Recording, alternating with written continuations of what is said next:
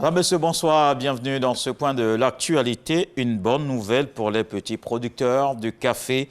Le gouvernement ivoirien a signé un accord avec l'Organisation internationale du café.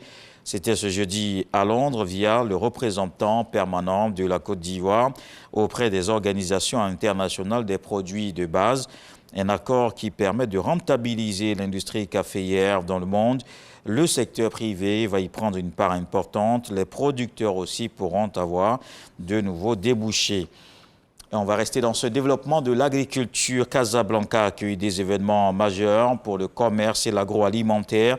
La China Trade Week et l'Africa Food Show. Et cette année, c'est la Côte d'Ivoire qui est à l'honneur comme invité spécial. La délégation a donné bonne impression avec ses produits agro-industriels et son expertise. Les organisateurs ont confié à la Côte d'Ivoire la 7e édition en 2025. Nos envoyés spéciaux nous en parlent, Jean-Luc Bangbo et Fernand Kouna.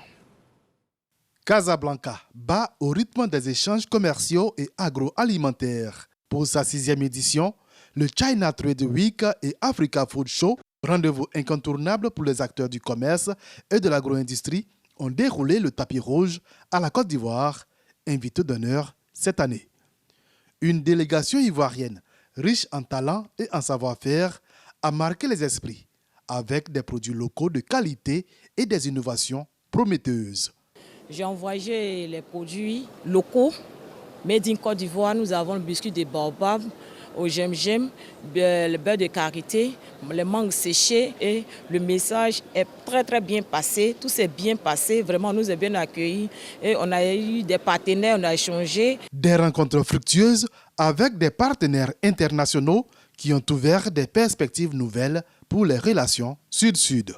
Je pense qu'une collaboration win-win entre le Maroc et la Côte d'Ivoire ne peut ramener que vers cette joie de faire sortir des industries nationales capables de triompher à l'international. Un moment fort, la signature d'un mémorandum confiant à la Côte d'Ivoire l'organisation de la prochaine édition. Une reconnaissance du rôle croissant du pays dans le secteur agricole mondial. Je suis convaincu que ce salon sera une porte ouverte grâce à laquelle nous allons enregistrer des investisseurs qui viendront s'installer dans notre pays, la Côte d'Ivoire, parce que notre président a fait de la transformation de nos produits son cheval de bataille, de sorte que des dispositions sont prises pour accorder des faveurs à tous ceux qui veulent venir investir en Côte d'Ivoire. Naturellement, quand on parle d'agroalimentaire et d'industrie agroalimentaire, notre choix se tourne directement vers la Côte d'Ivoire.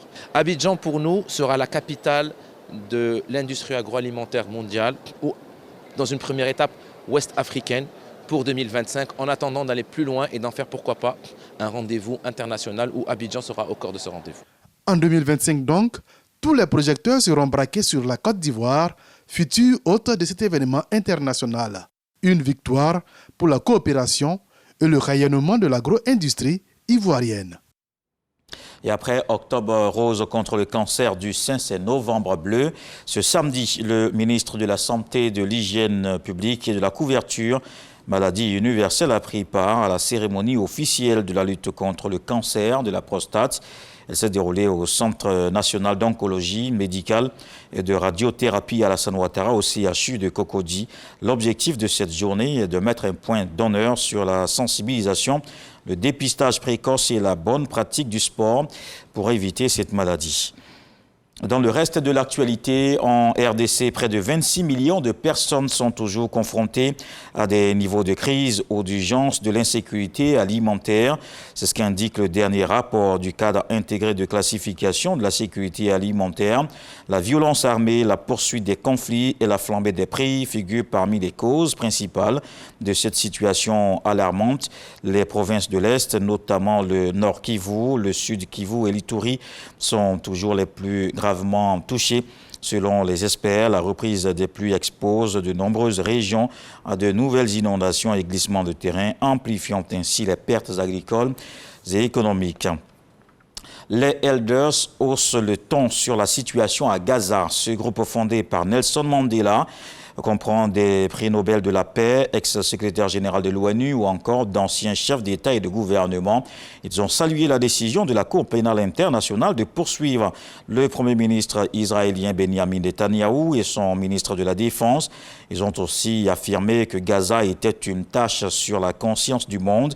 Ils accusent de Front Israël de mener l'une des campagnes militaires les plus meurtrières de l'histoire récente. Les L2 appellent à la négociation, mais surtout demandent de cesser de fournir Israël en armes.